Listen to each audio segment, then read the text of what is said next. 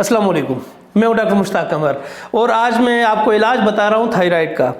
Thyroid है क्या, ये थायराइड हुई क्यों, यानी कि हाइपोथायराइड या हाइपरथायराइड, तो इसका इलाज क्या हो सकता है, इसकी अलामतें कौन कौन सी हैं। सबसे पहली चीज़ तो ये मैं आपको क्लियर कर दूं कि ये हाइपोथायराइड या हाइपरथायराइड ये सर्द गर्म बीमारी है। और ये याद रख लीजिए कि ये सिर्फ आप एक आम बंदे के नॉलेज में तो यही होगा कि गदूद आ जाना गलों में तो ये थायराइड हो गया, लेकिन ये याद रख लीजिए कि ये जिगर से मुंसलिक बीमारी है। जब आपका जिगर वर्किंग सुस्त कर देता है, काम करना छोड़ देता है या कम काम करता है, तो उस सूरत में जो आपकी खुराक के साथ बैक्टीरियाज जाते हैं या तेज़ाबियत जाती है, तो वो जो आपके थायराइड्स उसको कवर करते हैं। अब उसको फिर बाद में डिस्चार्ज करना होता है। जब ये डिस्चार्ज नहीं करते तो उस सूरत में आपका गदूद बन जाता है, और ये जब गदूद बन जाता है तो इसको हम हाइपोथायराइड या हाइपरथायराइड का नाम दे देते हैं। अब इसकी वजूहात क्या है, ये क्यों पैदा हुआ, इसमें सबसे पहली चीज़ और इसकी अलामतें कौन कौन सी हैं। देखिए, अगर आपको कब्ज़ होगा तो हाइपोथायराइड या हाइपरथायराइड लाजिम आपको होगा कब्ज़ की बुनियाद पर। दूसरा, उसके अलावा आपकी अगर खुराक अगर आप अपनी दुरुस्त कर लेते हैं, यानी कि अगर आप खुराक को ज़्यादा चबा कर खाते हैं, कभी भी आपको हाइपोथायराइड या हाइपरथायराइड नहीं होगा, ना आपको कब्ज़ होगा।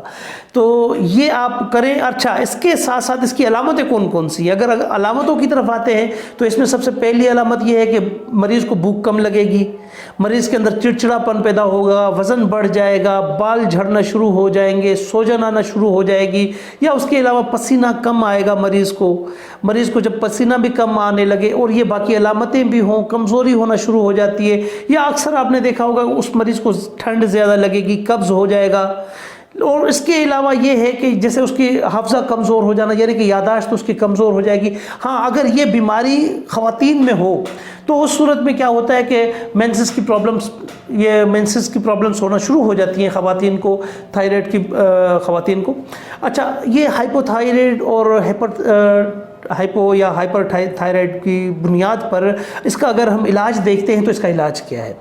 देखिए, इसका इलाज बहुत सादा सा इलाज है, बहुत आसान इलाज है इसका इलाज जो है, मैं कहता हूँ एक ही चीज़ कि अगर आप सुन्नत पर अमल कर लें, आपको इलाज करवाने की ज़रूरत पेश नहीं आएगी इंशाअल्लाह।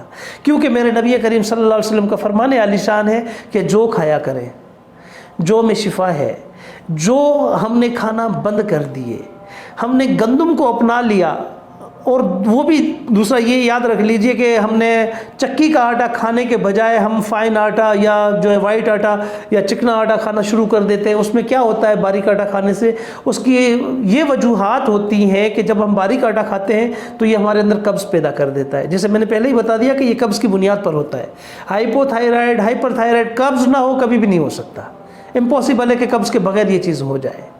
दूसरी बात ये कि अगर आप इसका इलाज करना चाहते हैं, जैसे मैंने आपको बताया कि जौ का दलिया दिन में 3 बार खाया करें, सुबह दोपहर शाम। जौ का दलिया खाएं, ऐसे मरीज़ को जौ का दलिया दें दिन में 3 बार, सुबह दोपहर शाम।